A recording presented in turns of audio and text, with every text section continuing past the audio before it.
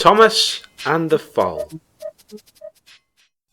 There's a farm near the old mine on Thomas's branch line. Every time the engines go to collect trucks, they always look forward to seeing Farmer Brown and his horses working in the fields. As much as Thomas liked the horses, he wondered why Farmer Brown didn't use a tractor. "Farmer Finney has Terence, and Farmer McCull has Ferguson," he said to Farmer Brown one day, "and they're both reliable. Why don't you have one?" "My horses are much more reliable than any tractor," laughed Farmer Brown. "Even when they're poorly, they try and keep working regardless.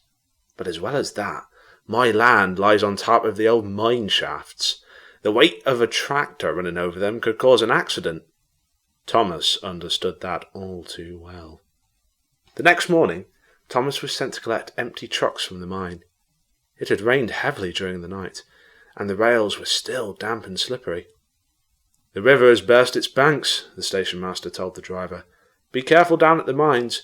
The floodwater has washed away the earth from the old mine tunnels. The ground is likely to be soft." Thomas set off carefully. As he puffed past Farmer Brown's farm, he saw Mrs. Brown standing by the side of the line, waving urgently at him. "Stop, Thomas! Stop!" she called. "What's the matter?" asked Thomas. "Oh, Thomas, one of our foals has fallen into the mine tunnels. We can't get him out." Thomas looked into the field where Farmer Brown was tending to the trapped foal. "We'll go and fetch help," said the driver. Mrs. Brown shook her head.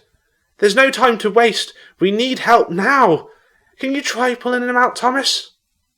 Thomas wasn't sure, but he was willing to try. The driver walked down the embankment with Mrs. Brown and found the foal with Farmer Brown.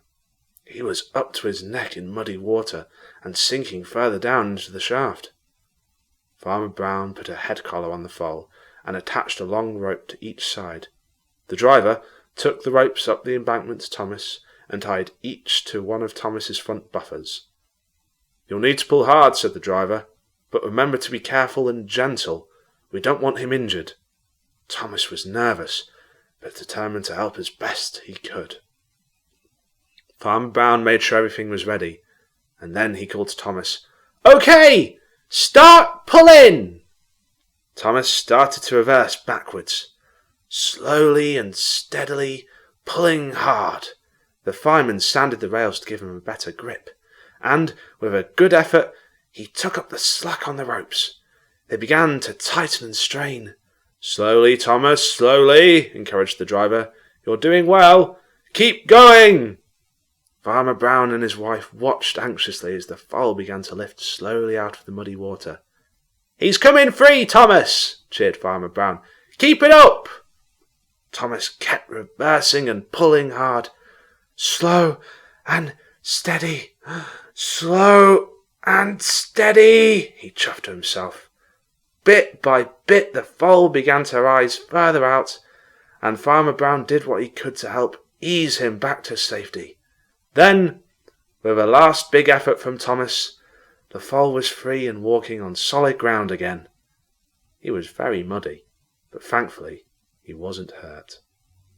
Everyone cheered, and Farmer Brown led the rescued foal up the railway line to meet the engine who had saved him. "Well done, Thomas," smiled Farmer Brown. "You're a hero!" The foal whinnied in agreement. The driver and fireman patted him gently. "You're a lucky boy. They looked at Farmer Brown. "What's his name?" "We haven't named him yet," chuckled Mrs. Brown. "But after today's adventure, I know what it's going to be. Thomas the tank engine, meet Thomas the heavy horse." Thomas was very proud. "Fitting," laughed the driver. "They've both come to trouble with mines." "Speaking of which," put in Thomas, "we'd better get on and fetch those trucks. The manager will be wondering where we are."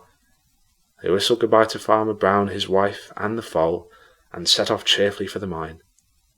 When they reached the junction, Gordon was waiting at the station with the express.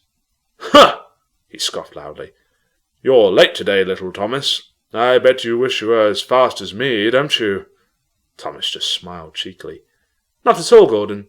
Sometimes it's better to be slow and steady than fast and powerful." And he steamed happily away to fetch Annie and Clarabelle and tell them all about rescuing the foal.